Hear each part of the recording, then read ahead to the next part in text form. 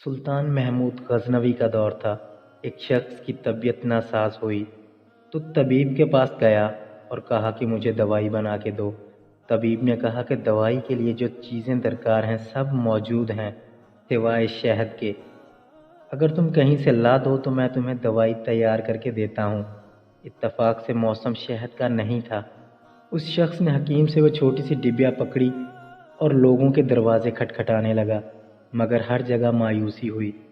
जब मसला हल ना हुआ तो वो महमूद गजनवी के दरबार में हाजिर हुआ। कहते हैं वहाँ अयाज ने दरवाज़ा खोला और दस्तक देने वाले की रुदात सुनी। इसने वो छोटी सी डिबिया दी और कहा कि मुझे इसमें शहद चाहिए। अयाज ने कहा आप तशरीफ़ रखिए, मैं बादशाह से पूछ के बताता हूँ।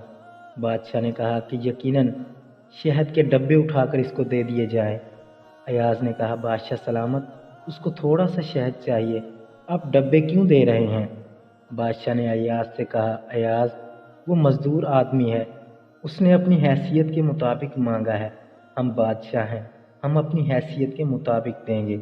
मौलाना रूमी फरमाते हैं आप अल्लाह पाक से अपनी हैसियत के मुताबिक मांगो, वो अपनी शान के मुताबिक अता करेगा। शर्त ये है मांगो तो सही।